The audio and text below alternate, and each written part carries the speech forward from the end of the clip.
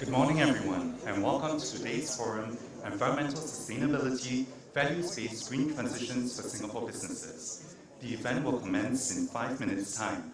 Before we begin, I'd like to go over a few housekeeping notes. Restrooms are located outside of the auditorium on level 1 for ladies and level 2 for gents. If you require Wi-Fi, please log in using the following settings. I would also like to request for everyone to kindly switch off your mobile phones or put it to silent mode during the event. Thank you for your cooperation. Today's guest of honor, Dr. Amy Khor, Senior Minister of State for Ministry of Sustainability and the Environment, will be arriving shortly. Thank you.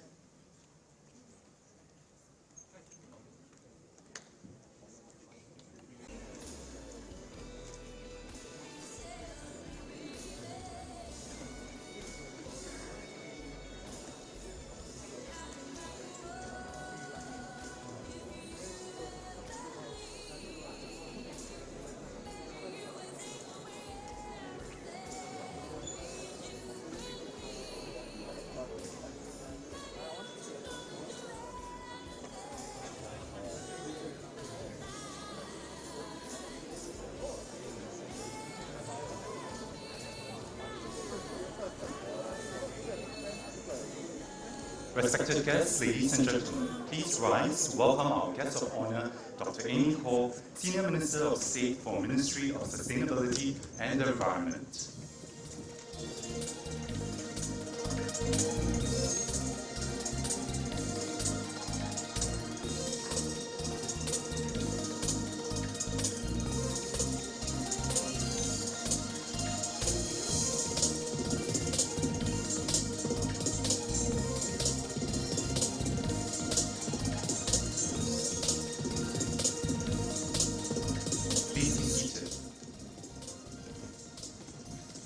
Good morning to our guest of honor, Dr. Amy Khor, Senior Minister of State for the Ministry of Sustainability and the Environment.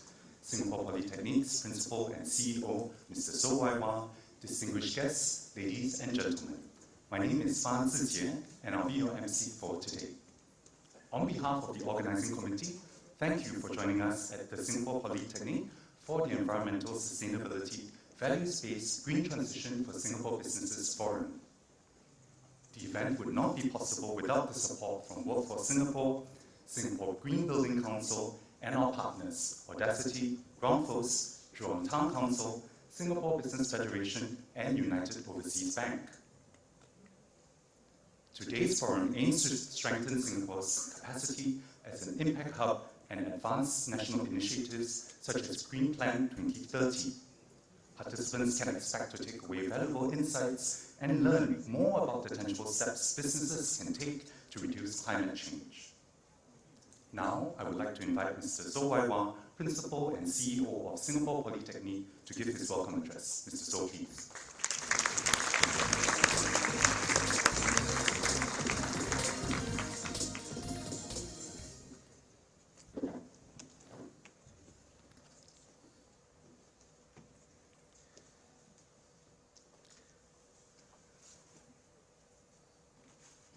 Dr. Amy Khor, the Senior Minister of State, Ministry of Sustainability and the Environment, and also for the Ministry of Sport, of Transport. Mr. Lee Chuan Sing, the Chairman of NEA. Mr. Asa Krushi, the Regional Energy Councillor from the Royal Danish Embassy. Mr. Philip Lim, the CEO of Aquinas Global and Mentor at Large for Audacity. Mr. Sushi Taira, the Managing Director of Mistletoe Singapore Private Limited. Mr. Humphrey Lau, the Group Senior Vice President, Global Industry Sales GRUNDFOS. Ms. Melissa Moy, Executive Director, Head of the Sustainable Business Corporate Sustainable Office UOB. Mr. Tan Chi Kiat, the Group Director, Engineering, and also Director of Future of Building and Infrastructure Division of JTC. You can see we have a long list of distinguished participants in this event. Alumni, industry partners, ladies and gentlemen. Good morning and a warm welcome to Singapore Polytechnic. I'm glad that you can join us today at our values-based green transition for Singapore business, an event organized by Singapore Polytechnic with our strategic partners from Audacity, GRUNDFOS, JTC Corporation, Singapore Business Federation, UOB, and supported by the Singapore Green Building Council and Workforce Singapore. Singapore Polytechnic is pleased to host these events with all our strategic partners. They will be sharing insights on building Singapore's capacity as an impact hub and advancing the Singapore Green Plan of 2030. At the end of the event, we hope business leaders will reaffirm their commitment to sustainability and take tangible steps to implement climate action within their organizations. Since our establishment in 1954, Singapore Polytechnic, as the nation's first polytechnic, we played a critical role in developing and contributing to the skilled talent pool for Singapore's economic progress. We have constantly kept in step with the changing needs of our developing economy. Thus, one of our key emphases in recent years has been in the area of sustainability, education, and development. In our Common Core Curriculum program, our students are exposed to interdisciplinary learning experiences and global issues framed by the Singapore Green Plan and the United Nations Sustainability Development Goals. They will learn to ideate innovative prototype sustainability solutions for real-life issues. Working adults, on the other hand, can enroll in our career conversion program for clean and renewable energy for professionals or specialist diplomas in energy efficiency and management. Not to mention also air conditioning and energy sustainability to develop relevant competencies to take on new jobs in the area of clean and renewable energy. Beyond equipping our graduates and working adults with green skills and knowledge, Singapore Polytechnic also supports our local industries in their green transition journey through innovation and carbon management. To achieve this, I'm delighted to announce the setup of our Environmental Sustainability and Energy Efficiency Center, in short, our ESEE. The ESEE is a one-stop center that will streamline the green transition journey for small and medium enterprises by offering a comprehensive suite of sustainability services to manage carbon emissions and provide carbon management services to industry partners. Through our Singapore Polytechnic Alliance and Network, we will bring together our pool of strategic partners from different sectors to create a powerful ecosystem that ESEE could leverage and support businesses in their green transition journey. A strong network of alliances will bring together like-minded enterprises to share invaluable resources and knowledge, build strategic partnerships, and drive sustainability efforts to advance the Singapore Green Plan 2030. Singapore Polytechnic and our strategic partners have also illustrated the benefits of private-public partnership and are in alignment with the United Nations Sustainable Development Goals to attain a bigger impact and better outcomes. So really, the values-based green transition for Singapore businesses is a good example where we bring together our eco-partners for a common goal. In closing, I would like to thank our guest of honor, Senior Minister of State, Dr. Amy Khor, for gracing our events. I would like also to thank our strategic partners, Audacity, GRUNDFOS, JTC, Singapore Business Federation, UOB, and the Singapore Green Building Council for coming to share their insights today. We see many exciting opportunities ahead for all of us. I'm confident that our ecosystem will bring all of us closer to support the national vision of creating a low-carbon, sustainable future for Singapore. With this, I wish all of you a fruitful time today. Thank you very much.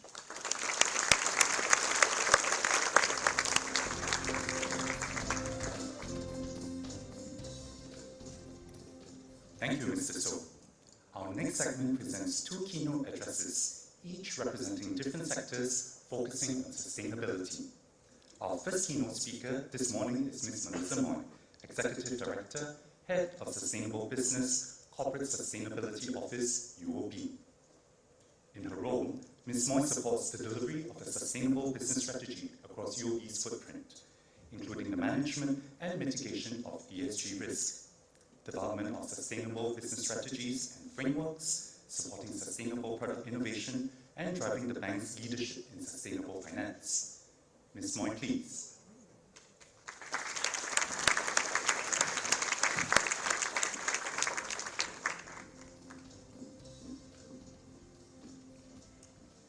Thank you very much.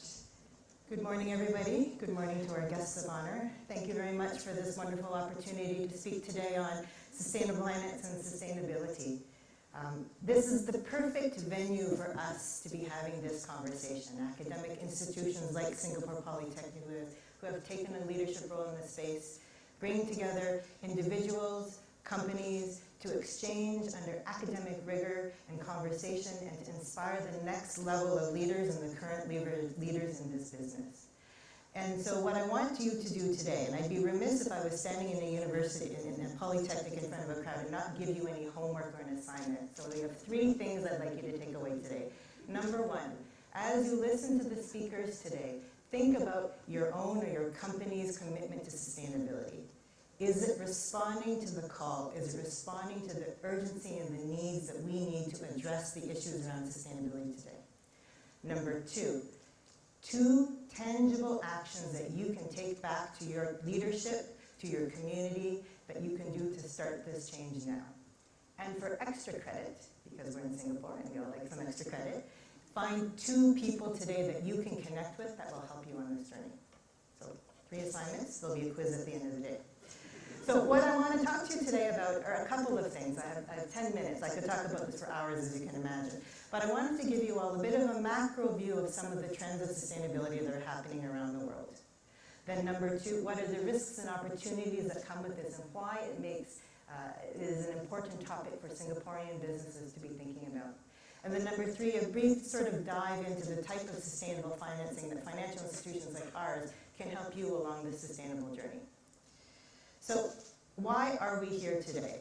Show of hands, how many of you are getting pressure from your investors and your leadership around sustainability? Okay.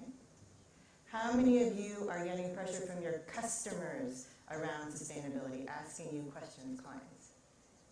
Okay. How many of you are getting questions from your kids and your grandchildren around sustainability? I see 2 hands from one person. Excellent, excellent. This is something that is absolutely key. The world is literally on fire right now as we speak.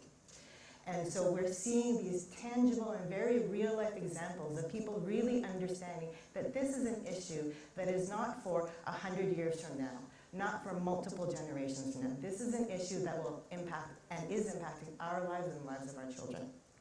So one of the big issues that we are talking about at the moment is this concept of net zero. Why is important? Why do we need to be thinking about the world hitting a net zero and global emissions, greenhouse gas emissions by 2050? And in the context of sustainable business and why this is important to you, I'm going to talk about it in the context of 3 things. Physical risk, transition risk, and then opportunity. So if we look at the graph on the screen, we see historically what our greenhouse gas emissions have been from a global perspective over the years since 1925, since we started measuring it, and the different dips and changes from an economy that have caused, the differing movement and the growth of our greenhouse gas emissions. If you look at the top 2 red trajectories, the unmitigated trajectory, what happens to greenhouse gas emissions if we don't do anything, if we remain in status quo?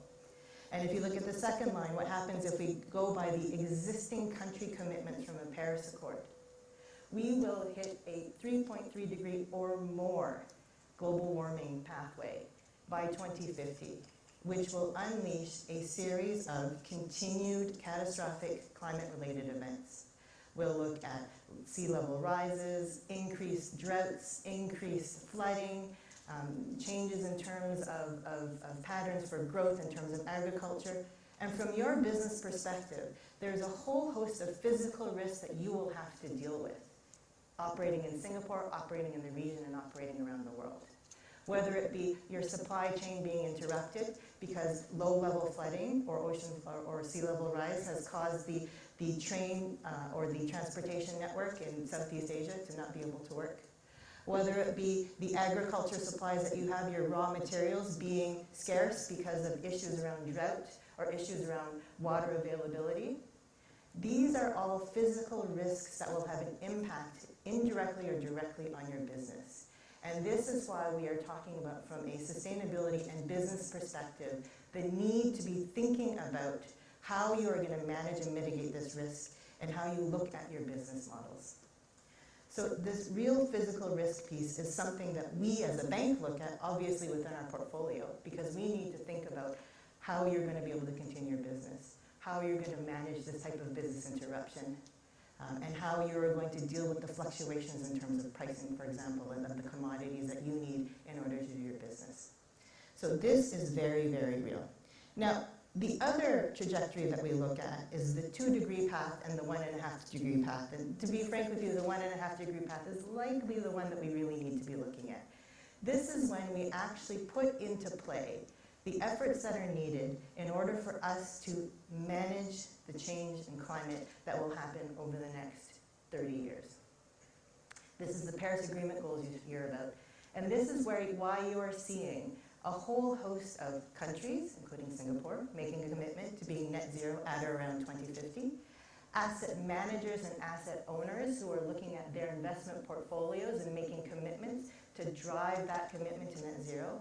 And companies around the world making these same commitments because they understand the need to try to manage this physical risk that comes down the pipeline. Now, to give you a sense of what this actually looks like, just from an energy perspective, the IEA has put together global milestones for policies, infrastructure, and technologies in order to hit this net zero goal. There is a massive shift that needs to happen in terms of infrastructure and technology.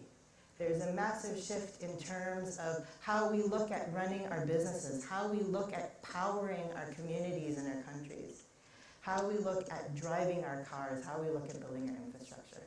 And this requires a number of things, right? You think about the steepness of the curve, the number of years. We're not talking 100 years from now. We're talking about goals that need to happen in the next 5 years, in the next 10 years, and major changes. And so this transition risk poses a risk to businesses if you don't react and plan for it appropriately. The levers that come into play are adoption of technology and the need for new technology to come into place. If your company is not ready or able or understanding of the technological change that needs to happen within your sector, then there is a risk in your ability to be able to respond to these changes. When your car fleet needs to be electric, are you able to manage that transition? When you're building materials and the world starts measuring embodied carbon of how much carbon is going into your steel, into your concrete, into your tiles, into your light fixtures, how are you responding to this? When there is a carbon tax that will be implemented by 2030 that rises from $5 to $8 to $50 to $80, what is the implication not just on your business, but your supply chain, your suppliers, as well as your clients and your customers? So these are all things that fundamentally are a change that you will need to be considering as you move. This transition that comes with this deployment to reach net zero is something that's really, really important. It's not all bad news. There is actually a huge amount of opportunity. And I know sometimes I'm a little bit doomsday when I talk about this. The world is on fire, everything is changing, you need to change your business model. But there's a huge opportunity when you can think about how you can support this transition. And in particular, when we bring it down from this global context into a Singapore context, our role as a regional and global hub and center for innovation, our role and our ability to bring in our expertise to drive innovation. Some of the companies you're meeting today who are already at the forefront of these technological changes are the ones who will drive this massive shift of our global economy from one that is based on fossil fuels to one that is based on net zero. And so when we look at the sustainability opportunities across Southeast Asia, we're looking at sustainable energy and resources, $270 billion. Food and agriculture, including aquaculture, urban farming, sustainable diet supply chain monitoring. You look at meat alternatives. You look at vertical farming, some really, really exciting stuff here in Singapore, $205 billion. Green and connected cities, green buildings, energy efficiency, how to be connected using the Internet of Things, $185 billion. And just being more efficient in terms of how we run our industry, logistics, packaging, green technology. These are huge opportunities here in Singapore and Southeast Asia and the ASEAN region that we can capitalize on as a center of excellence, as a center with great academic institutions that are able to bring people together and drive things forward. Now, when we look at the United Nations Sustainable Development Goals that we spoke about earlier this morning, the estimated annual gap to hit all of those 17 UN SDGs needs $2 trillion of investment annually. But by doing so, you unlock $12.5 trillion of GDP growth globally. So this concept of you can't do good and do well does not exist. They're not mutually exclusive. We can and we should, and we can do both. So what does this mean from a sustainable finance perspective, now that we've sort of taken it from the top? Here at UOB, we're really looking at how do we mobilize and how do we help mobilize the capital that's needed in order for us to catalyze this transition to a net zero economy, to a green economy. And one of the challenges that we often hear from our clients, particularly SMEs, is, it's okay if you are a Unilever or you're a UOB and you've got a sustainability expert, you've got someone who can stand in front of a crowd and talk about this, you've got a team that's able to help you with your understanding of KPIs and metrics and measurements. But I'm focused on keeping the lights on in my company, keeping my 20 employees fed and employed, and ensuring that we can respond to COVID challenges we've had and respond to the latest. How am I supposed to also now think about greening my company? How am I supposed to access this type of financing? So what we're trying to do is to help build this ecosystem, to help support our SME leaders and our businesses and our clients, to understand, number one, what are the challenges that they face? And number two, how can they easily access financing that allows them to focus and deploy the capital that's needed in this transition? So we've actually come up with 5 sustainable finance frameworks that are really focused on how can you as a small business owner look at installing the solar panels on your plant that you've been looking at. Install energy efficiency technology and infrastructure that will help you save those monthly bills and those costs. Be focused on a transition to a circular economy so that you can look at your supply chain, you can look at all the inputs and outputs and make sure that you can be more resource efficient, and then leap on to this next trend that is really important for us to hit these net zero targets. How you can use green financing to look at your sustainable supply chain. Make sure that your trade finance and working capital aligns to these goals. And these frameworks have been developed using particular certificates, use of proceeds, and they've been actually certified by second-party opinion providers so that you don't have to invest the time and energy in working with an SPO because you've got to focus on your day-to-day. But we and you can feel comfortable that you are abiding by market regulations and market requirements to ensure that you're not greenwashing, and that you can start on and continue on this journey to transitioning your company to a green company. On top of this, we also understand the need to bring together this larger ecosystem around how you can make these transitions from a business perspective. So we have U Solar, U Energy, and U Drive. And we bring to you an entire host, a suite of providers, from the guy who can tell you where you need to put your solar panels on your roof, to the supplier who can bring them to you, to the technology that will help you measure, that will allow you to have a one-stop shop with the financing to be able to put these investments and these installments into place. So we are all in this together to understand, for us to bring that curve from that top down, to hit that 2050 net zero goal, we all need to be working together. And this is very real. So for us, we have a $21 billion sustainable financing that we've done to 2022, and we have a $30 billion goal by 2025. This is the equivalent of close to 270,000 tons of avoided emissions of CO2 every year. We are helping our SMEs go green, not just by sustainable financing, but also by supporting the ecosystem through a FinTech Accelerator, Green Tech Accelerator, to help bring these solutions to those of you who need them, and for those of you who are building them, help bring you the resources and the networks to be able to grow your business. So, in short, this is a pressing issue. This is not something that some people need to do some work on thinking about sustainability. Now is the time for us to take action against climate change. Now is the time for us to step up and have the opportunity to do so in such an incredible hub like Singapore, who has the stakeholders, who has the government, who has the private-public partnerships, and the opportunity to drive change not just in Singapore, but in the ASEAN region and globally as well. So I'm going to ask you, on your 3 pieces of homework, what are you going to do when you leave this room today? Thank you.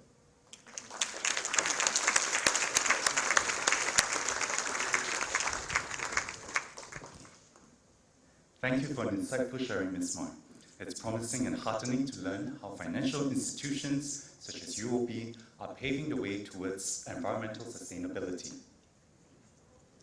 Our second keynote speaker is Mr. Tan Chi Kiat, Group Director, Engineering, Director, Future of Building and Infrastructure Division, JTC, who will be sharing about building sustainable visions for industries. In his role, Mr. Tan oversees the full spectrum of engineering design for the infrastructure and development works of JTC. His portfolio also includes the design and project management of reclamation works.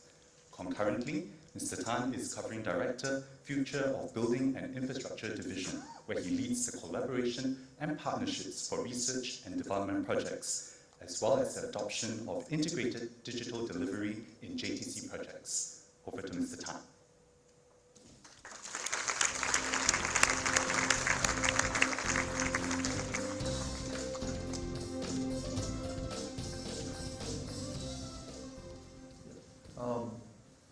Thank you, MC, for that. Good morning, Senior Minister of State, Dr. Amy Khor, Mr. So, Principal CEO of Singapore Polytechnic, distinguished guests, ladies and gentlemen, a very good morning. I'm Chi Kiat and I'm the Group Director of JTC Corporation. Thank you for inviting me here to speak today. And thanks, Melissa, for setting the context. I think the why has been explained, why we need to move towards that. So in my presentation today, I'm going to share with you some of JTC's initiatives on sustainability. While we are in a lecture theatre settings, these are by no means the textbook answers. Okay, so there's no one way to do it. You know, in Singapore, I think the students tend to just move towards in one direction, but and follow what the lecturers say. But let's not do that. I just want to share with you some of the things we are still learning, and we will evolve from there. So let us evolve together. So a little bit of context about JTC. We are a public sector agency that's in charge of industrial development to support the transformation and the growth of the industries in Singapore. We not only developed and manage factory spaces, we also develop and manage industrial estates, business parks, as well as build ecosystems to support the growth of our industry. In total, we have about 88% of Singapore's industrial land. 7,000 hectares of industrial land has been developed, which translates to about 5.3 million square meters of allocated ready-built facilities for our industrialists. We have about 13,000 customers. They are tenants and lessees. They're spent across different sectors, from biomedical, oil and gas, right down to food and lifestyle, your mom and pop shops as well. JTC wears many hats. We are advocates for manufacturing, receptacle for innovation. We like to think that we are a leader for sustainability. We are a matchmaker for talents. I'll cover a bit more in depth as we go along in my presentation. Besides managing and developing industrial developments, we have also been appointed as a Center of Excellence for the public sector in the building and infrastructure sphere. So what it means is that we support agencies with limited or no capabilities in terms of building infrastructure. We help them to manage their so-called development projects. We provide advisory on how they can better manage their facilities to make it more sustainable. The other part that we look into is actually the R&D, because technology is a key enabler. So we look into how we can address the challenges faced in the built environment in the area of robotics and automation, digitalization, as well as sustainability. As mentioned earlier, we are a receptacle for innovation. So given our large industrial portfolios, it does allow us to use our industrial portfolios as living labs to test some of the solutions. And if they are successful, we can then deploy them in the larger JTC projects as well as the whole government public sector's projects and properties. So what is JTC's sustainability vision and efforts? We strive to adopt environmental sustainability as a core principle, value pillar, and strategic differentiator in our industrial estate development and operation, and as well as with our partnership with our customers. Since our inception, we have always been implementing some of those environmental practices in one form or another in the development of our estates. Our efforts actually cut across the whole building life cycle, from planning and design, right down to construction, operations and maintenance. With the recent focus or larger emphasis on sustainability, we have also established an Environmental Sustainability Committee, ESC, in 2019 to actually further weave in sustainability into our business value chain. If you look at the bottom, we have come up with an environmental sustainability framework, and we went through a review when SG Green Plan was launched last year, so we are largely in line. So we'll continue to support our efforts in delivering or helping Singapore to meet our SG Green Plan targets. So we at JTC believe that sustainability needs to be embedded into the life cycle right from the start. So we put in a lot of effort in terms of our planning and design.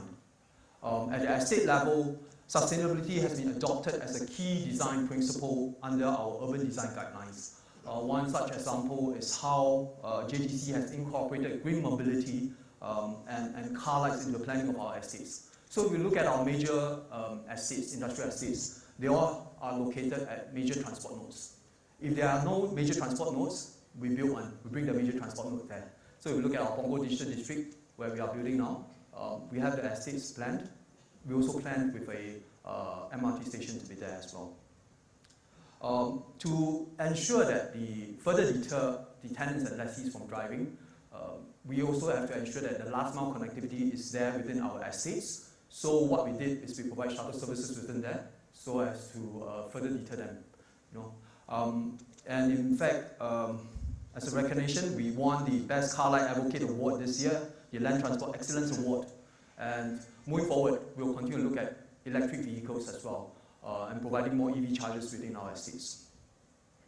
In terms of infrastructure, where we actually have to build to support our industry, we also enshrine our sustainability criteria within the infrastructure design requirements for our infrastructure projects. Our work also covers not just the land, but also the coastal and offshore areas. So as much as possible, we try our best to preserve the biodiversity and ecosystems. Right down here, there's a Grow a Reef garden project, which we collaborated with Ant Parks, as well as various firms, to actually build up this structure that can house coral colonies. So we transplant some of the corals to these places, and I'm glad to share with you that it was a success, and in fact the biodiversity there is richer than you have the corals alone at the original places. Last but not least, in terms of green building, we embed this green building design approach in our building design requirements, so which includes the use of energy resource saving features, so as to ensure that the sustainability performance of our JTC buildings. And moving forward, we'll look into some super low energy building or even net positive buildings. So once the planning and design done, how can we then go into construction? We want to do it in a more sustainable manner, constructed with sustainable materials, sustainable methods. So we partner companies and Institute of Higher Learning on R&D in the area of sustainability, for example, sustainable materials and tools to transform and decarbonize the construction industry. So you can see here, there's this fire and corrosion-resistant coatings for steel structures, which we work with NTU developed. If you read the news last night, there was this similar coating that was being applied to timber that was developed by NTU. So it's the same team that has been working on it since then. So the other part is, the other example is a fast-wrapping fiber reinforced polymer to reinforce structural elements and increase resilience against blast. All these resilient materials, to us, it means that less repair works, your building can last longer, and that means that we don't have to add in too much embodied carbon, or we delay the addition of additional embodied carbon along the way. So as mentioned by Melissa, this embodied carbon looks at how much you add to new developments in terms of your carbon emissions. So we have developed an embodied carbon calculator together with Singapore Green Building Council, together with VCA as well as NUS to work on this. So this allows the developer to actually compute how much embodied carbon they are putting into their new development.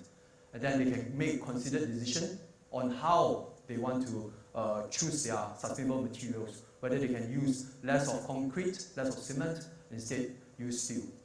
So if you are interested in trying out the carbon calculator, you can scan the QR code there.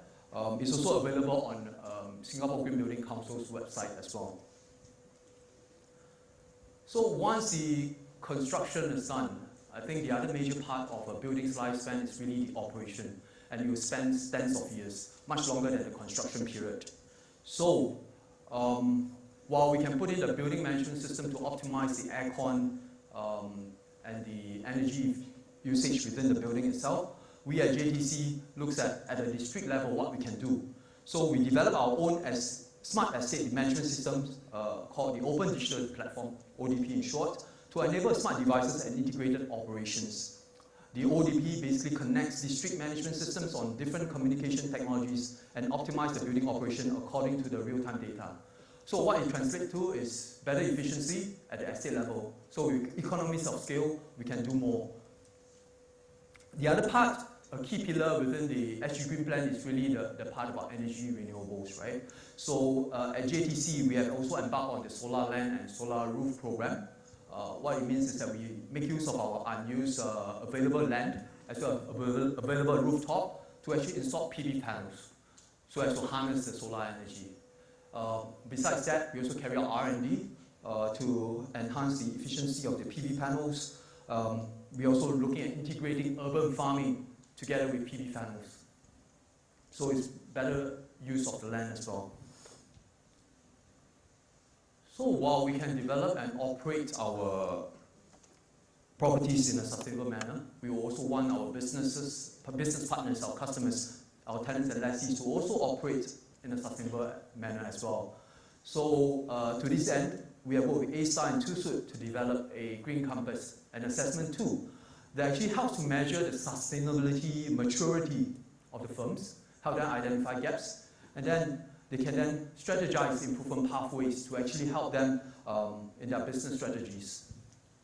As what Melissa has mentioned, this will give more access to green financing as well. And the other part, of course, I think all the big firms are now looking into having their sustainable reporting. And we do see a trend that firms are requiring their suppliers to actually operate in a more sustainable manner.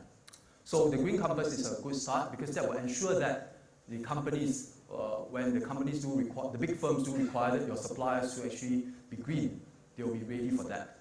So the Green Compass is a good start. If you're interested, again, you can scan the QR code there to find out more about the Green Compass.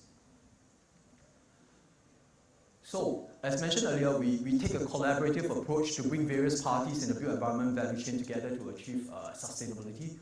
So we bring in the IHLs, the solution providers, consultants, contractors, because we truly believe that we need a practical solutions. So these parties are important to ensure that the solution is implementable subsequently and deployable subsequently. So we have embarked on various platforms. One of it is the JDC Innovation Challenge, which is an open innovation call that we invite solution providers who come on board to address the challenge statements that JDC as well as the whole government is facing in the built environment. The other platform that we have is the Built Environment Accelerator Market Program, which we partner BCA to work on addressing challenge statements, again, in the built environment sector. The last one, or another example, is really our partnership with Singapore Polytechnic and Audacity in coming up with the Prototypical Festival. That is a makers program that allows prototypers, first-time prototypers, to come up with design solutions to address global challenges, such as your sustainable manufacturing, resource resilience. So, in summary, JDC sees our key focus towards achieving industry transformation, and technology is a key enabler as well. So our effort cuts across various business value chain, from planning, design to construction and to operations and maintenance. And we hope to bring various parties together in the built environment value chain to move the BE sector towards a more sustainable and resilient future through those various industry partnerships and collaborations I've highlighted. So I do want to invite all of you to join us on this sustainability journey. So if you're interested to collaborate with us or to find out more about our efforts, you can again scan in the QR code. Okay, so that's the end of my presentation. Thank you very much. And I wish you a very smooth, sustainability journey ahead. Thank you.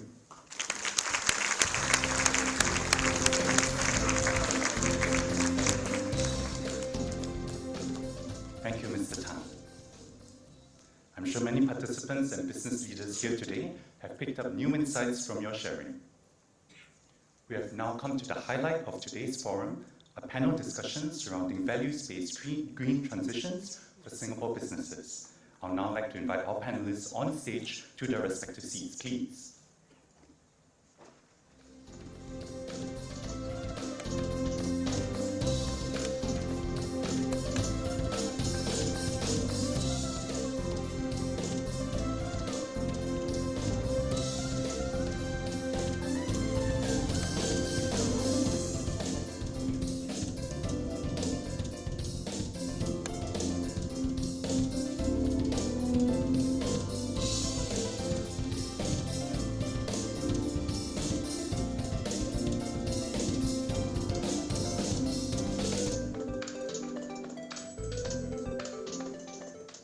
Our first panelist is none other than our guest of honor, Dr. Amy Khor, Senior Minister of State for the Ministry of Sustainability and the Environment. Dr. Amy Khor has been the Senior Minister of State at the Ministry of Sustainability and the Environment since October 2015, when the ministry was known as the Ministry of the Environment and Water Resources. Our second panelist is Mr. Humphrey Lau, Group Senior Vice President, Global Industry Sales. In his role, Mr. Lau works on macro trends of water scarcity, energy consumption, and digitalization as an enabling technology trend. Mr. Lau started his GRUNDFOS career more than 12 years ago as the CEO of GRUNDFOS China, where he was responsible for the growth of the company's sales and production. Our third panelist is Mr. Atsushi Taira, Managing Director, Mr. To Singapore Private Limited. Mr. Atsushi joined Mr. To Inc. as Chief Growth Officer in 2016 and in 2017 relocated to Singapore to set up Mr. To Singapore as the global headquarters. Mr. Atsushi has 30 years of experience in the tech and consumer industry in companies such as Accenture, Coca-Cola, Richmond Group, and American Online. Lastly, we have Mr. Asa Qureshi, Regional Energy Councillor for the Royal Danish Embassy.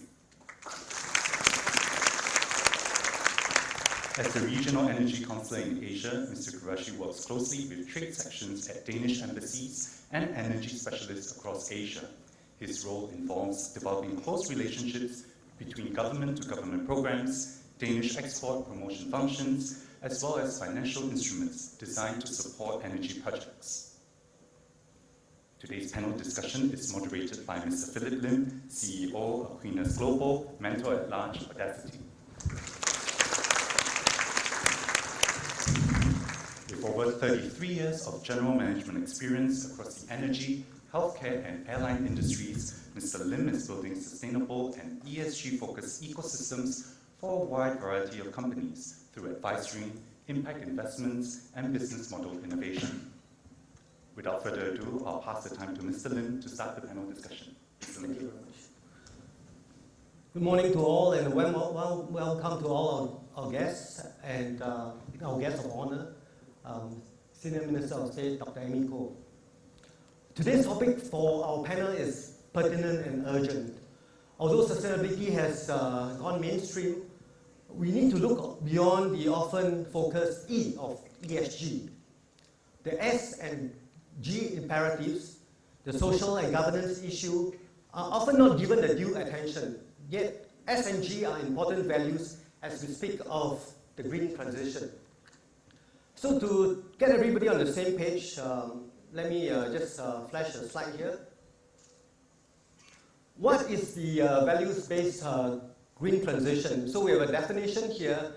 It's an all-encompassing term that refers to the transformative and mindset changes that will enable Mother Earth stakeholders to turn the currently environmentally unsustainable situation, the global north-south divide, into a new civilized paradigm that drives a purposeful, just, and inclusive world with development and peace to a better future for humanity. So where do we start with a value-based green transition?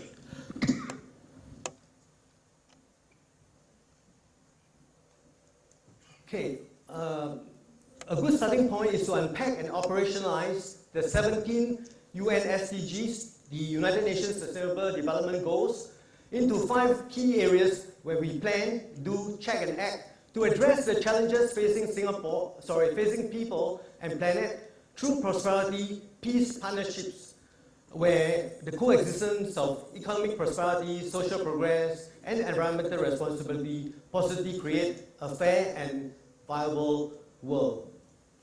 So this is something which we hope to address at today's forum.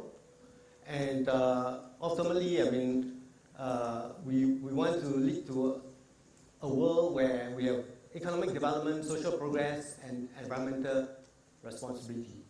So to kick off the panel, we invite Senior Minister of State, Dr. Khor, Ashushi, Humphrey, and Asa to give their perspective on how they and their respective organizations are playing a role in promoting a value-based green transition. So, Senior Minister of State, maybe we can start with you. Sure. First of all, very good morning to one and all. I'm really happy to have been invited for this event. Let me congratulate Singapore Poly for setting up this Center for Environmental Sustainability and Energy Efficiency as a one-stop center to support our SMEs in their green transition journey. I think that actually shows the importance of collaboration and actually tapping on our various strengths in order to power the green transition. Now, with regards to values-based green transition for businesses, I think first of all, it is really very important for businesses to embed the sustainability culture in their DNA as part of their business practice. I think it has to start from the top, and it must percolate through every level. And in order to do this, in order to embed sustainability culture and drive sustainability practices, I think you need to really adopt a very bold approach, yet balanced, and as I've said earlier, a collaborative approach. Why do I say that? I think Melissa showed the graph on our path to 1.5 degrees or 2 degrees. And you can see that actually it's a very short time frame for us. In fact, as of now, the estimate is that global warming increase in temperature has risen to about 1.1 degrees centigrade above pre-industrial level. And to hit that 1.5, or even say 2, really you have a very short window of opportunity. And everybody actually has to be a lot more aggressive in their net zero ambition. But what that means, the implication for businesses is that if you do not actually embrace this and you do not see how you can transit you may become obsolete, you may lose your viability, and that's why it's important for everybody to understand and get on board and be bold about this. So within the government, when we talk about bold changes or bold approach, really it is about pushing the envelope, pushing the boundaries, challenging ourselves to do more. So in terms of businesses, not just change a few EE, your light bulbs, energy efficiency. That is really not enough. You have to look at your whole business operation, processes, and business model. So in government, for instance, we talk about turning trash to treasure. And literally, not just the world literally on fire, but literally how to turn trash into treasure.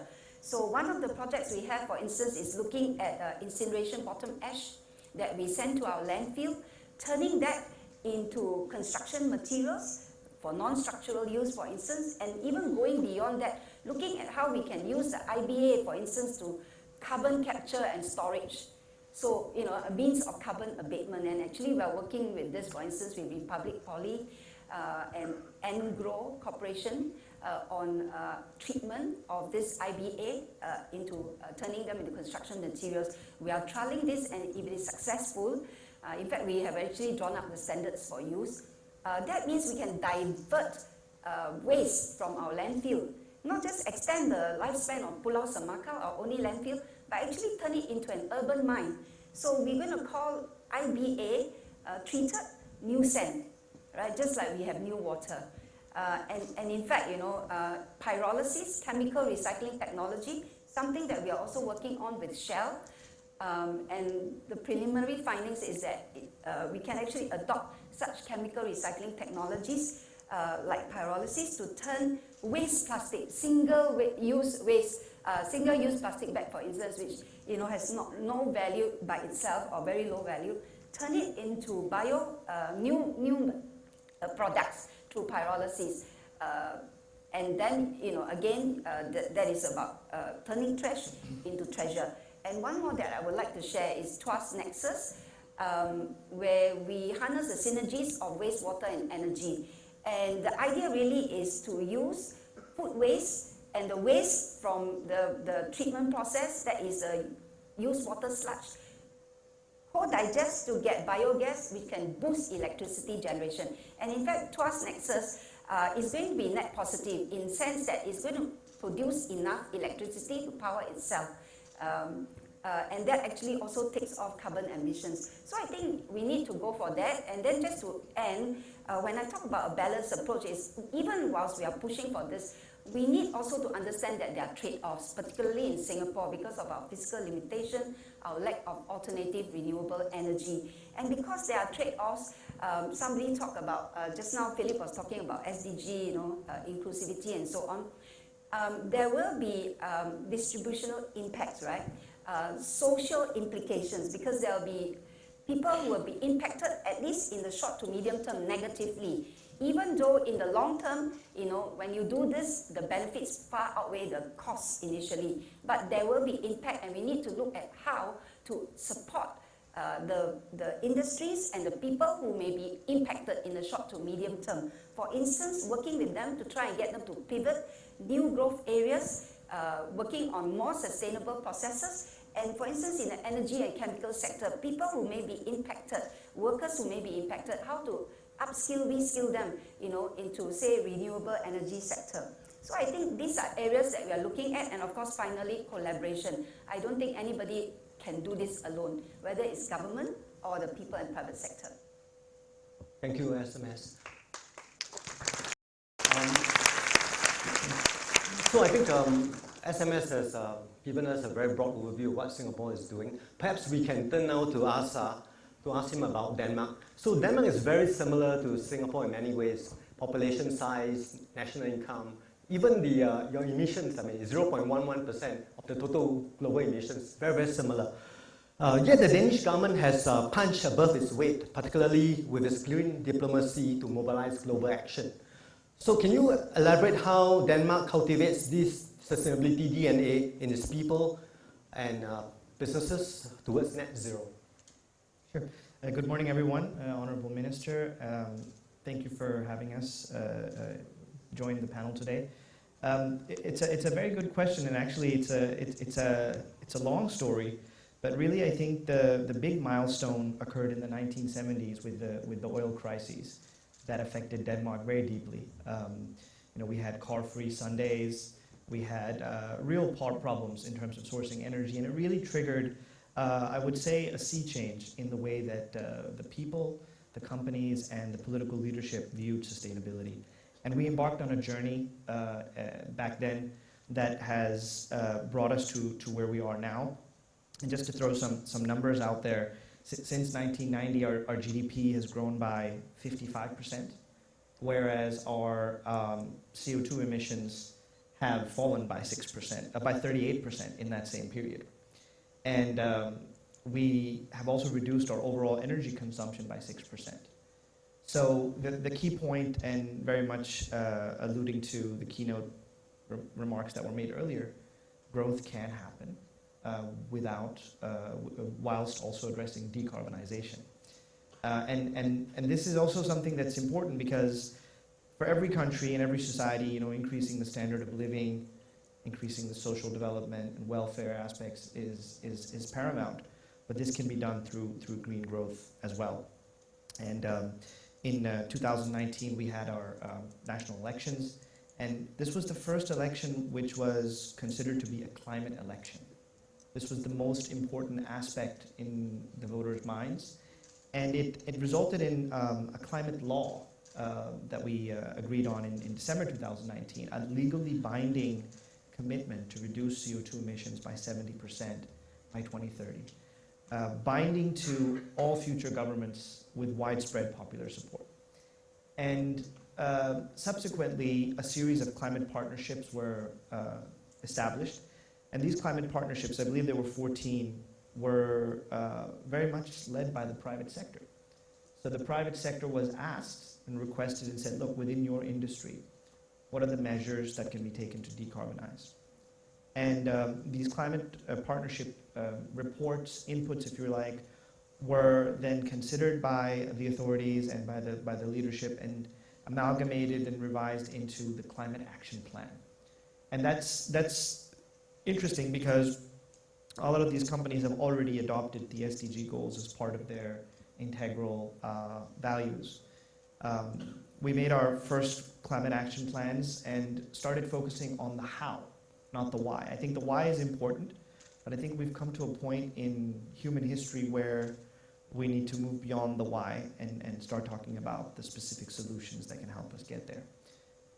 Earlier this year, we also launched an action plan for economic diplomacy, where we, as the Ministry of Foreign Affairs, have adopted a triple bottom line for the first time, which I think is also a key move forward to move beyond the traditional ways of measuring things, to include the parameters that are actually going to help us make the change that we need to make. So very much sustainability is part of the DNA from the private sector to the education sector to the political leadership, and manifests itself in elections and policies in every way.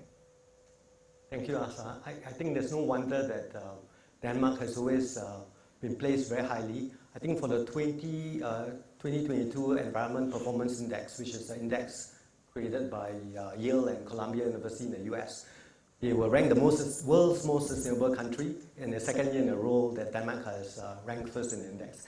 Congratulations. I think we'll come back to you later on the secret sauce. So going to Humphrey, as our corporate representative on the panel, GRUNDFOS, which is also a Danish company, interestingly, has been very successful in fulfilling its sustainability mission. Can you share the tangible benefits and the business case for practicing ESG, and tell us how GRUNDFOS has built an innovative, sustainable business model? Sure, thank you very much, Your Excellency, honored panel members. I actually very much agree with what Asad just said here about the delinking of the traditional proportionality between economic growth and carbonization. And I think a lot of that in our part of the world, in Denmark, have actually been demonstrated and exemplified by a collaboration between the private sector, the industries, academia and definitely the public sector. And therefore, I personally believe that in combating some of the huge challenges that the world are facing, I think COVID that we have seen over the past couple of years, but definitely the decarbonization and the climate change combat are challenges so big that it actually requires a hand-in-hand collaboration between private sector, the academia, and the public sector. So, and just now you're asking about a business perspective from a private business company point of view. I think it actually starts by the fact that a sustainability model have to make a business sense. I mean, if it cannot at the same time produce some kind of a economical and financial benefit, it would actually be very difficult to make it sustainable, right? So I think we are striving to align the productivity together with sustainability for industry, and here there are a lot of new technology, especially within the intelligent technology, the Industry 4.0, smart factory, and so on, that actually are also helping in making this sustainability and decarbonization journey viable. We also are looking into producing more with less and saving water and energy. And a key resource in any industry is actually water. And no matter how much we like or dislike it, we will be seeing the absolute water consumption increasing over time. We have a number of examples, and GRUNDFOS having more than 75 years history and experience working with water technology, actually going in and helping a number of industries. Another fellow Danish companies, Carlsberg Brewery, that you're probably aware of in this part of the world, have actually set a goal and a target of cutting its total water consumption by 50% by year 2030. And in their biggest manufacturing facility in Denmark, in Fredericia, GRUNDFOS has actually gone in and helped them with working on water saving and developing solutions that actually now enable the plant to recover and reuse more than 90% of the processed water that they use for rinsing and cleaning bottles and so on. And this, I think, is a very, very good example. Another very important resource is energy, because in moving waters and cleaning and waters and so on is actually requiring energy. We have a big responsibility on our shoulders, because about 10% of all electrical energy is consumed in the world are actually consumed in water pumps. So whenever we can actually move the needle just a little bit in terms of energy efficiency, we can actually take a relatively big step. And this is something that we are committed to work on. So everything coming together into a very holistic kind of a approach, and a strong nexus between energy consumption and water consumption, that we actually feel that we are having a contribution and a big responsibility for. Thank you. Thank you, Humphrey. Now we turn to Ashushi. Mr. To, as we know, is a humanity and sustainably focused billion-dollar family office, which has made Singapore its home. And the impact you have with Audacity, which is a joint initiative with JTC, has been far-reaching. Can you please share the vision of Mr. To and Audacity in building the ecosystem for a new civilization? Thank you very much, and good morning, and I'm very honored to be here, and also with Minister Amy Khor. Thank you very much. And Mr. To is supporting global startup and also local startup as well. And a lot of course, startup, but since the beginning, 6 years ago, we decided focusing on sustainability and also environment issue. But at that time, I talked with other investors, hey, we are focusing on impact and also sustainable stuff. And then, oh, wow, you're so interesting. And then why? That was actually conversation, right? 6, 7 years ago. But now everybody is talking about sustainability, of course, right? With that sustainability aspect, we cannot invest, even cannot think about it, right? Why? Because Mr. Amy Khor mentioned that DNA. So when DNA would happen? So obviously, starting point, right? DNA should be actually created and also embedded, the starting point. Otherwise, very, very hard. Because I have been working on big corporation, startup, for many years actually. Then sometimes I try to change something, but always conflict of interest. Okay, that's great, but what do you do if profit is going down? How we can explain to the shareholders? Okay, back up, right? Of course, that's a current reality. But a startup, of course, no baggage, right? Okay, let's go for it, right? Let's pursue the sustainability goal without any baggage right behind. That's why we believe startups should be a driving factor for sustainability, solution, technology, and also many things. That's one thing. And however, startup is quite lonely, especially aiming sustainability things. Nowadays better, but 5 years ago, maybe 10 years ago, if startups say sustainability, of course nobody invests, almost nobody, because cannot see the business model, cannot see what would happen, business model, service model, whatever it is. It's very hard.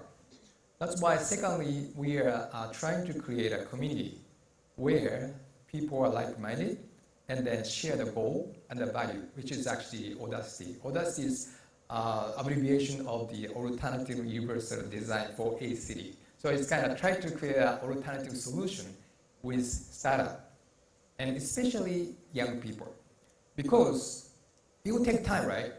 At least 10 years to change something. Could be 20 years. So in that sense, who will be the mainstream 10 years, 20 years later? Current teenager maybe, or early 20s people. That's why they need to be nurtured and supported to aim such long-term goal. So otherwise nothing happens. So it's a take time, but we need to take such kind of step. That's why we try to create a community where people talk about sustainability freely and talk about the long-term future, even though without any business model sometimes. So that's second we're doing. And then actually, we have one of the startup, investment, Sintella. Patrick is here. And then when I met Patrick first time, and then, okay, Patrick, what are you doing? Oh, well, we are developing a material discovery platform. Company can quickly find a new material. Wow, that's great. Of course it's great, but after the long conversation, what really do you want to do? So Patrick mentioned, actually, I want to address CO2 capture material. Okay, why you are not that's such kind of a context in the pitch deck? Because he said, oh, you have such kind of thing, investor will hesitate to invest. Okay. Then we discussed, okay, but we're going to support to aim such kind of long-term goal as well. Of course, you need to have a short-term goals as well. But that's kind of the thing happen. So without the community base, we cannot do that. And the third one is actually quite aligned with Singapore government, the test bedding. Because obviously new technology, nobody believes usually, especially big corporation conflict interest. So without showing RE sort of numbers or success case, nobody invests or support. That's why test bedding is quite important. And then we're so excited that the Singapore government has been advocating the importance of test bed. At this moment, of course, mainly maybe a large company, corporation, but I believe that supporting the test bed with a test bed for supporting a startup with test bed can be most important and to nurture the young next generation technology. And then obviously test bedding is not enough and need to expand the market. So market is where, of course, Singapore is already developed and then maybe market is small. But good thing is that because of small size, can move quickly and swiftly, and also maybe change the regulation quickly, or maybe a regulatory sort of sandbox can be developed quickly. It won't happen in large countries. Many debate would happen, right? Then export that technology, either startup or corporate, to emerging market, because emerging market, be honest, they are under development. That's why emerging market. And then obviously sometimes no conflict. That's why people will appreciate to accept such a new idea. But market is huge. And then because of that size, startup or technology will be appreciated, and also business will be huge. Then of course the valuation will be going up. Then in the end, investor could be also compensated, right? Because of that size of the market and also impact. So that's kind of what we are trying to do. It's still on the way. Be honest, we are not 100%, maybe at 20, 30%, but we're trying to do it. Thank you, Ashushi. I think this is an interesting philosophy. They try to strike a balance between pragmatism and idealism. So maybe we can share some other examples later. But I want to go back to SMS, Dr. Khor now. We want to talk about values, collaboration, and partnerships. So one question for you is what are the values needed for this green transition, and how can the public, private, and people partnership embed such values in our businesses? I think you talked about it briefly, but maybe you want to elaborate on that. Yeah, briefly and elaborate quite. But I think for businesses, as I said, collaboration is important. So I think government will put the framework and the regulations to enable businesses, support them in their transition. And one way to do this really is also to provide the right signals, establishing norms. So an example will be, I think, which is a very important signal, is carbon pricing, carbon tax. So we implemented carbon tax in 2019, $5 per ton till 2023. And that is really to give the businesses a transitionary period. It's important to price the externality of carbon emissions and the impact. And that we think would incentivize companies to move, to adopt sustainable practices, initiatives, reduce their carbon emissions. Because when you price carbon, actually the economic viability comes into the fore, right? There is a cost to this that you have to price. So I think we have just announced that we're going to increase it to $25, 24, 25, and then 45, 26, 27, and beyond that 50 to 80 by 2030, depending on local as well as international circumstances and developments. And we think that actually that may be even more effective than legislation, because the company will look at their bottom line and look at what more they can do to improve their bottom line, as well as, of course, to mitigate carbon emissions and so on. So I just want to say that really doing good for the environment also actually means doing good for business, for individual, and actually doing good for the economy. Is not necessarily either or a zero-sum game. It definitely is not a zero-sum game. Thank you, SMS. Now I want to turn to Asa again, who is Asia Region Energy Councillor for Denmark. So could you please explain how you are exporting ESG values in driving decarbonization initiative, and also give some specific examples of PPPs that the Danish government has forged with enlightened corporations, I think Offset and so forth. Yeah. Sure. I mentioned earlier that the framework conditions are important, and very much agree with Minister Khor about providing the correct sandbox or the correct framework for businesses' sustainability to be able to increase at the same time. In Denmark, the largest utility was previously known as Danish Oil and Natural Gas, Dong Energy. It's now called Ørsted. This was a company that was largely based on power production through fossil fuels. And they were actually, even back then, quite ahead, because we had what are known as combined heat and power plants, where we approached almost 100% efficiency. And even today, a lot of fossil fuel power plants are running at less than 50% efficiency. So already then they were trying to be more efficient, but they have completely transitioned. I mean, a full 180-degree turn to a company now that is one of the largest renewable energy players in the world. And they invest heavily in wind, and including in Asia. They're involved in a large number of offshore wind projects in Asia as well.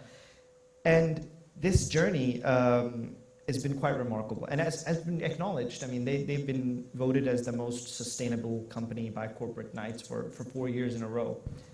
And this is a good example of how long-term and predictable policies and the right framework conditions can induce and transition within an industry here, the power industry.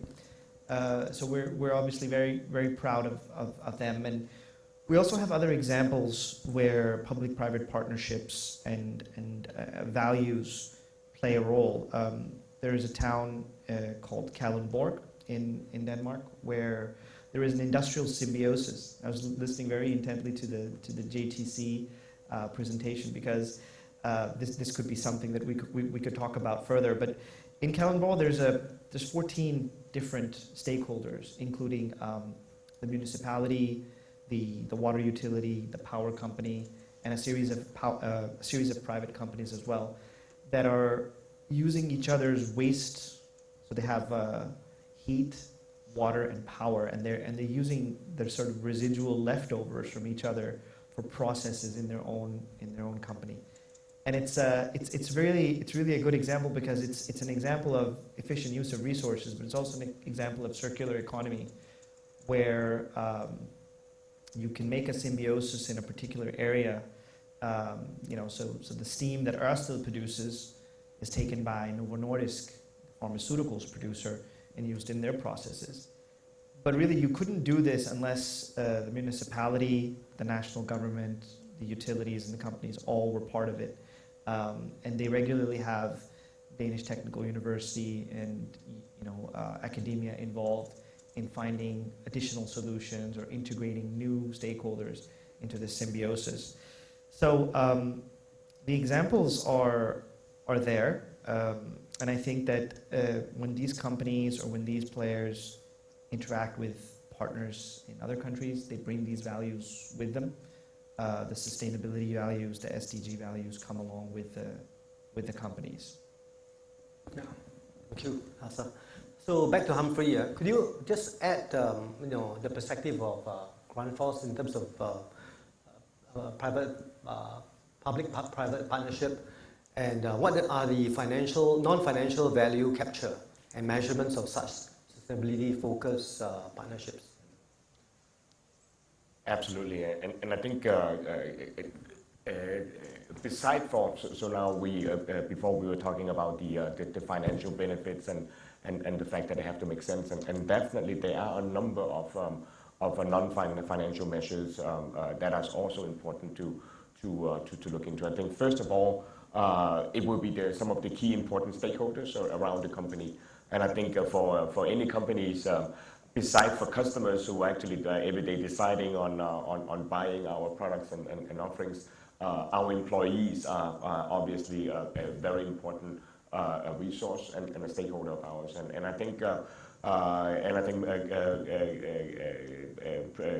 earlier today we had by the presentation of Melissa been asking us about the voices of our customers, our kids, our employees, and so on. I think that is so important in order in this world here to be able to attract and retain talents that our employees can associate their values with the values of our company. So therefore, the employee motivation and satisfaction in keeping a high sustainability value is very important for us. And secondly, it's also important for us to be able to, of course, communicate with our customers, because they would have increasingly pressure on them also, and also increasingly pressure on us on sustainability measures. Now today we are all facing supply chain shortages in the post-COVID era, but even in a very, very short supply chain from our suppliers and so on, it is important for us to keep a high demand on our suppliers and on the sustainability factors as well. I think there are no sharp corners that you can cut in this. I think some of the other important benefits or non-financial benefits will be what we can do to for the broader community. And I think there are a number of projects that we are engaging ourselves in, also out here in Asia. I think one of the projects that we actually have been engaging ourselves in is to rejuvenate the Sibakam lake in Chennai, in South India, because there is a huge marshland area that is actually drying out, and where we can actually go in and come in with recommendations and for measures to prevent that drying out to happen. I think it is doing projects like this is also creating a lot of collaborations from an end-to-end perspective in the local society and community where we are, and thereby also be able to create and also gain more support. So it is important. Thanks, Humphrey. Now we turn back to Shushi. We all know that corporate actions plus policy is only part of the equation. The other, of course, is financing. And Shushi, you being the private capital man in the room, I mean, can you share how investors, why investors matter in ESG, and what are the criteria that are key in impact investing? And also please share some success stories that could be inspirational for both purpose-driven startups and private investors. Okay, so investment is of course quite wide variety, and especially a sustainable focus part. But basically, I think it's quite important to see what is the time horizon. Sometimes 5 years kind of the return, or more than 10 years. Because as I mentioned, sustainability is a long-term game. So it is possible maybe partially change by something by 5 years, but mostly more than 10 years. So obviously, investors need to ready for that because it will take its time. And then most of the fund is usually less than 10 years of maturity. So the VC or investor management need to pay back to the original investors less than 10 years. So firstly, I think as patient investment, the vehicle is quite important because it takes time.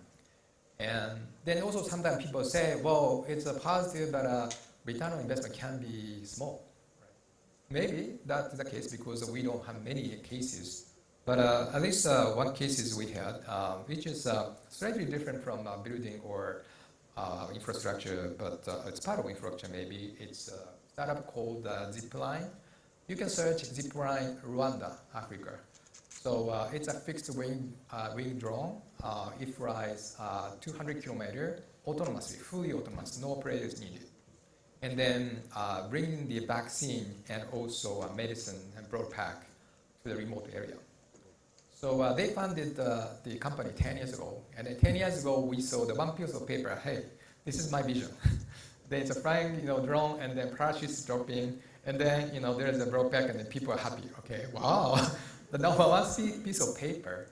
Actually, we have known him as a bit more longer, but okay, you want to do this? Yeah, because this is a kind of leaping frog, right? Then we love the leaping frog idea. That's why, okay, we don't know, but okay, we're going to put some small amount of money, maybe $500,000 to kickstart. And then, amazingly, they developed their technology, seriously flying autonomously in the US, Silicon Valley.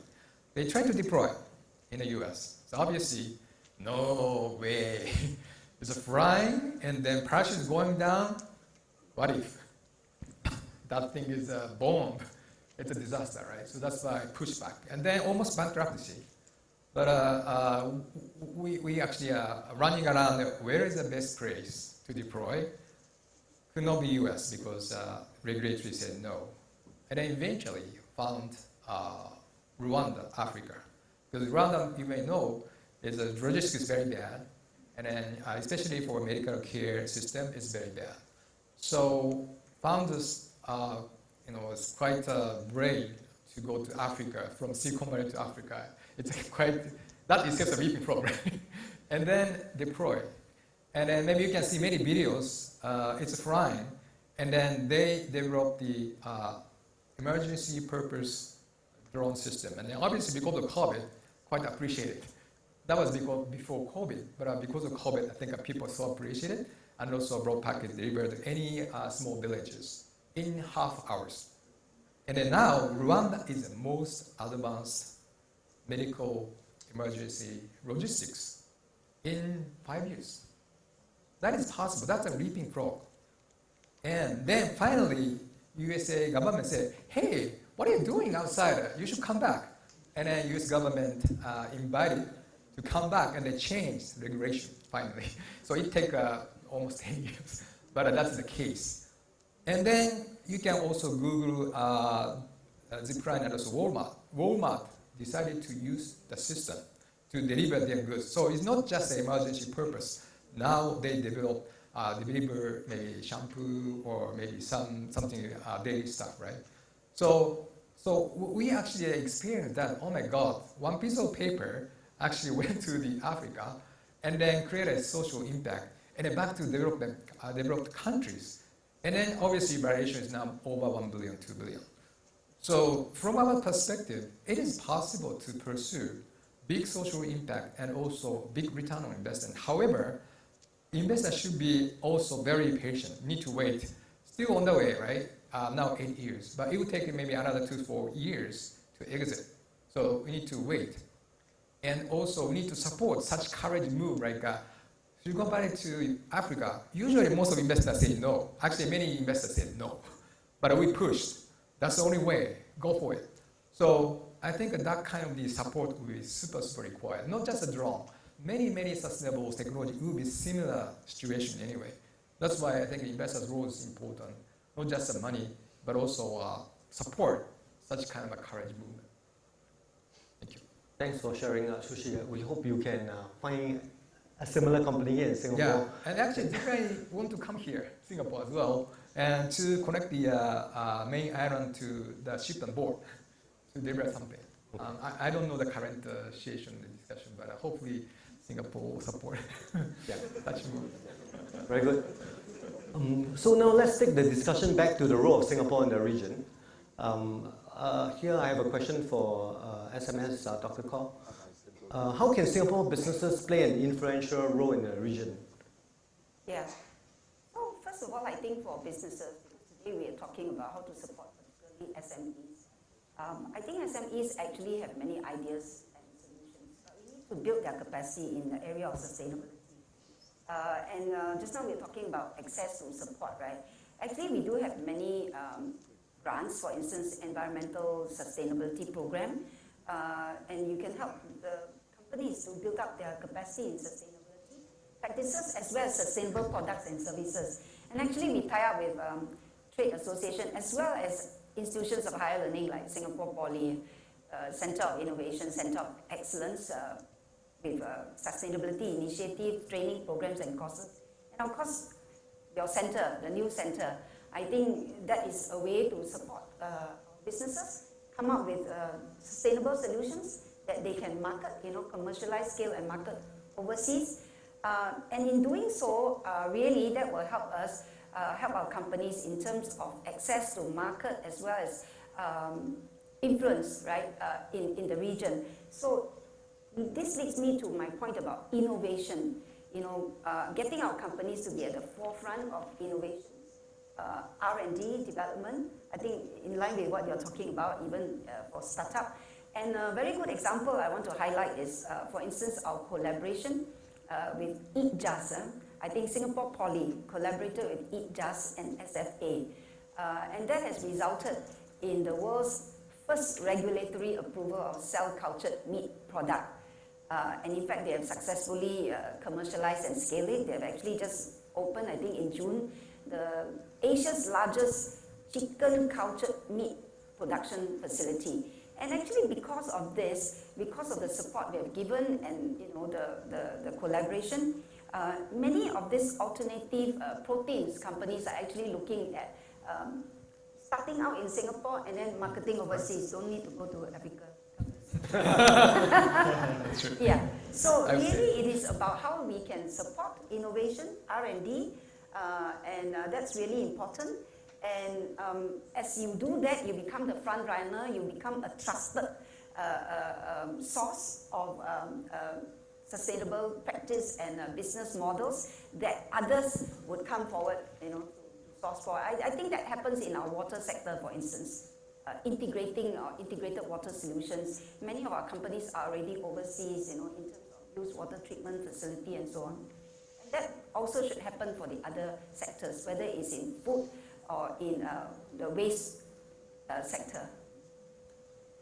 Thanks, SMS. I think I hope the press here capture what you say and broadcast it to more people. I think the awareness of all the ESP grants and all the other things may not be known to the SMEs. So coming back on what SMS has shared, I mean, perhaps Asa, you can also share some lessons from the Danish government experience of transferring green and clean technology innovation overseas, and what other opportunities do you see in particular with Singapore? Yeah, so I very much agree with the Honourable Minister about prioritizing innovation and development. And one of the things that we realized, I would say around 10, 12 years ago, was that to sort of complement this international track of negotiations and global targets and finding a price for carbon that's globally applicable, we needed to create an action track. And the action track was focused on taking some of the lessons that we've learned in Denmark and providing that, sharing that with key partners around the world. Because we realized that a number of countries are now making a green transition. We've been trying to do it for 20, 30, 40 years. We have some lessons, good and bad, in terms of what can be done and what to avoid. So we set up this action track, and then we decided to make government-to-government programs around the world to share this knowledge, how to do long-term energy planning, how to integrate renewables into the grid, energy efficiency standards in industry and building, how to design tender processes for power projects, renewable energy projects. And this is the reason actually why I'm here in Singapore, because we have 6 of these in Asia also. And we also have a government-to-government collaboration with Singapore. As you said earlier, Denmark and Singapore are very similar.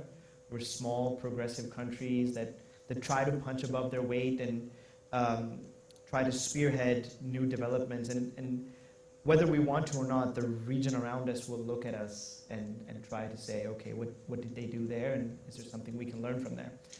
So, this is one of the reasons why Denmark and Singapore, the governments are continuing to work together, and we have a number of mutual initiatives, but we also have an MOU with the Ministry of Sustainability and Environment. We're trying to work together on areas such as circular economy, climate change and climate adaptation, as well as waste and water management. So, I mean, to just round off, energy efficiency is part of this, just makes sense to address early. The industry potential in Singapore is vast, including in the semiconductor industry, the waste resource management, pharmaceutical industry, the energy sector. And really those early adopters, those players that will take the lead on this in Singapore will no doubt be sought after in regional and international markets as experienced solutions providers. So it's a good place to test, develop, and scale up climate change solutions to spread around for everyone's benefit. Thank you, Asa. Humphrey, earlier on you mentioned about your sustainability journey in Asia with a specific example in India. Can we ask how is GRUNDFOS looking at Singapore as a springboard for ASEAN and beyond? Yeah, and this is a very good question, and I think Singapore has demonstrated itself as a good role model in this region, and I think having working in China for a number of years, I actually think there are many countries and economies and markets and so on who actually look towards Singapore for inspiration, especially when it comes to a green sustainability journey and so on. I think for GRUNDFOS, we, like many other Danish companies, and as I had mentioned, have a long tradition in collaborating with the government back in Denmark and also in EU. in developing sustainability solutions and so on. And I think we can leverage on this kind of experience that we have with the government here in Singapore as well. And I think the role that we can play here is to come with showcases, and we can come with a concrete example and cases that actually would go beyond the greenwashing agenda that we actually unfortunately also see a lot in this region. And I would like to point at one particular example that we already are doing here in Singapore. We have set up a collaboration, and I actually was here in December signing a MOU with the Singapore Polytechnic. And within half a year's time, we've actually been putting a lot of substance into this MOU. The MOU was about to co-develop a sustainable energy and water smart solutions. And within these 6-7 months period, we've actually been able to already building on a number of cases for green building. We developed 6 strategic approaches on that particular case example we have in looking into how we can utilize PV and also rainwater harvesting in order to create more sustainability around the green building here. So this is a very good example of a very diligent but also a very effective collaboration that we've actually made with this particular institution here. Very good. We definitely welcome you with open arms. Thank you. Coming back to Shushi, I mean, we know that investors in ESG tech seem to favor the developed countries, especially for FDI investments. How can the developing countries then benefit or even leapfrog from technology and the lessons from developed countries such as Singapore and Denmark? Sure. As I mentioned, I think technology can be nurtured in developed countries like Singapore, maybe US, Japan. But I think strongly believe that market should be the first place emerging market. And then, as I mentioned, demand, high demand, and also they want to leapfrog. They don't want to chase the same path, right? Because we know our path was wrong, I'll be honest. Because that's why we are facing a big program. So we should advocate to emerging market, especially don't copy our model. Let's go for another model.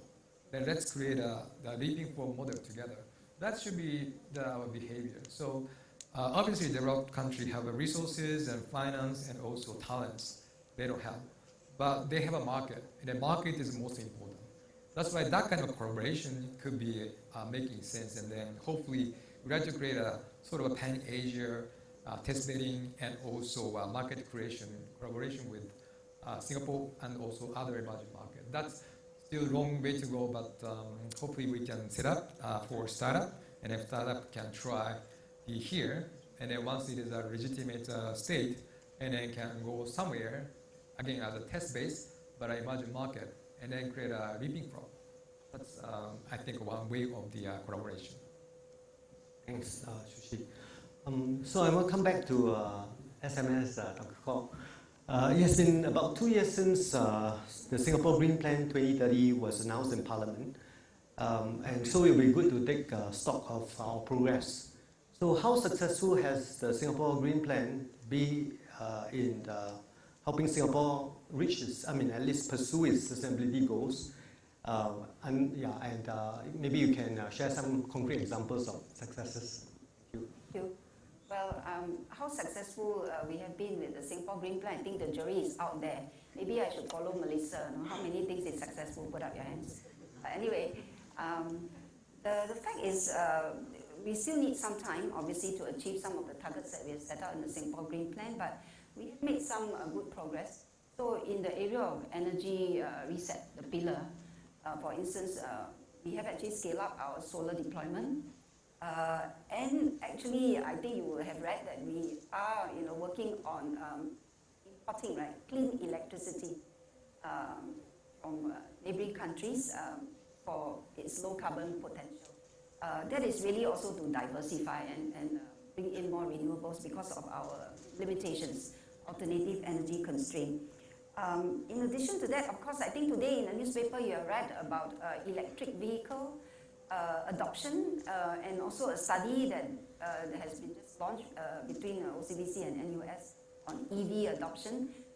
So EV adoption has taken off for 6 months of this year, slightly more than 9%, from the 3.8% we saw last year. So it's more than 2 times, and actually more than 20 times what it was in 2020. But absolute number is still small. But I think there is increasing demand, and we are looking at how we can support this with, for instance, EV charging infrastructure and so on. But coming back to financial, because Melissa was talking about financial finance, green finance, sustainability financing, we are riding and leveraging under the green growth pillar on us being a trusted global financial hub to look at how we can grow our carbon market, carbon exchange and marketplace, making it into a global carbon and trading services hub. So out of one of the AFAs on sustainability, we have actually established a Climate Impact X among Stanchart, DBS, Temasek, Singapore Exchange.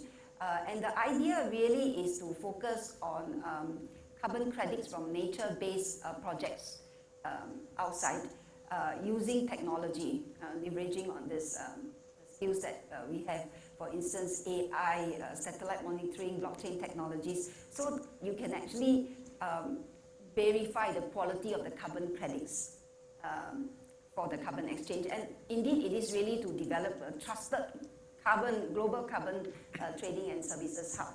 And I think that is useful, so we are moving in that direction. I think the idea for Singapore Green Plan really is also to galvanize and mobilize citizens, Singaporeans, the 3P sectors, to co-create sustainability solutions. That is really part of our national engagement exercise. And going forward, so we have Forward SG, Singapore exercise. And again, this idea is to partner Singaporeans to foster a greater sense of shared ownership and responsibility to steward our resources, care for the environment. So I just want to end by saying that really, climate change is an extremely wicked problem, complex and wicked problem. And to tackle climate change, I think you need to do this: collaborate, collaborate, and collaborate. Thank you very much, SMS. I think that's really excellent advice. I think we have still a couple of minutes, so before I go, I just want to take up Melissa's challenge just now, where she asked the audience to do some homework, right? But maybe the homework can be done here, where I think our panel members, Asa, Humphrey, and Ashushi, can give some examples or pearls of wisdom in terms of how do we get started if we have not started, or if we have started, how to accelerate our contribution to this sustainability journey. So, Asa, that's like some very practical advice that the audience can take back. That's like the $1 million question, How do we accelerate? How do we get started? I think the important thing is to really look at everything, every action in a corporation or in an organization through a sustainability lens.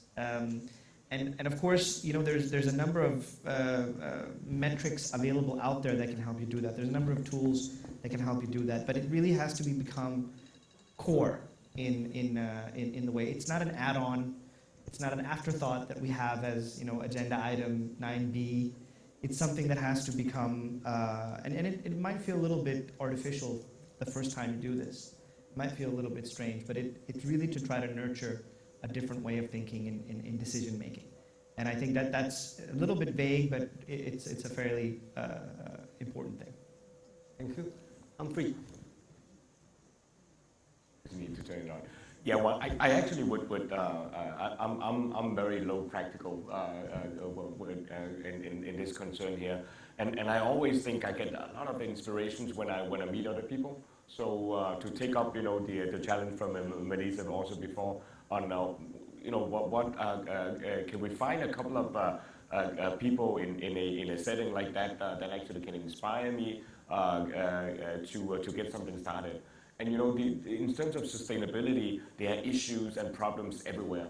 And in every conference I go to, a meeting I go to, and so on, I may meet a supplier or someone who provides the transportation, someone who have a particular solution to some of the issues. And I think I always get inspiration by meeting new people, and very often dots will connect when you actually get into talking to tangible and a specific problem. And it doesn't have to be a big problem. It always start with small fixes, and then it would be able to break to spread itself like rains in the water, right?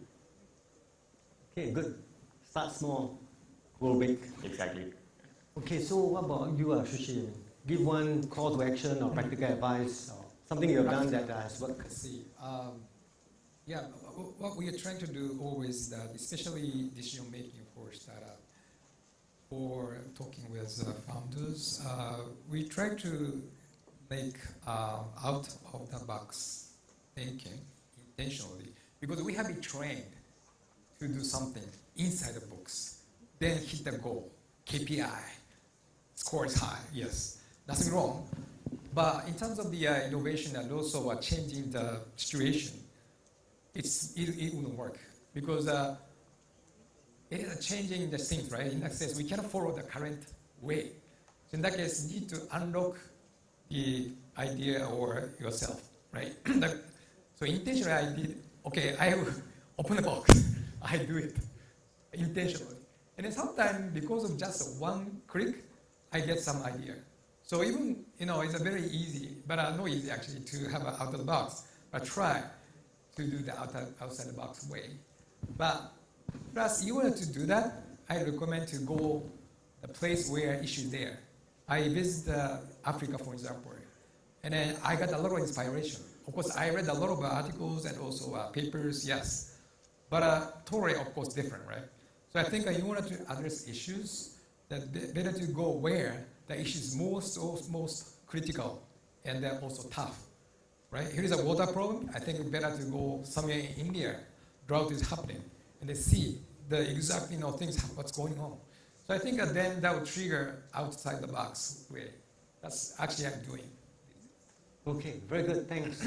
So with that, I think we have to come to an end for this panel. I mean, we could go on and on, but the Honorable Minister of State, Senior Minister of State, she has got an engagement. So thank you very much, guest of honor, Honorable Minister of State, and Dr. Amy Khor, distinguished speakers, and also distinguished guests here and Singapore Poly for your support. So one of the things that the takeaway is, please take the advice of all the speakers and the panel members seriously and take action now immediately. Not just because it's a climate emergency, but I think we have a responsibility, every one of us, a personal responsibility to leave a legacy for a better humanity. So with that, thank you very much, and we'll go out and build the ecosystem to succeed. Big round of applause to our panelists, Dr. Amy Khor, Mr. Humphrey Lau, Mr. Atsushi Taira, Mr. Asa Qureshi, and our moderator today, Mr. Philip Lim. The discussion was definitely an engaging one with many insights and perspectives surrounding sustainability in Singapore's business landscape. So panelists, please remain on stage while I invite Principal and CEO Mr. So Wai Wah, Deputy Principal Ms. Georgina Kwa, and our keynote speakers Ms. Melissa Moy and Mr. Tan Chee Kiat on stage for photo taking, please.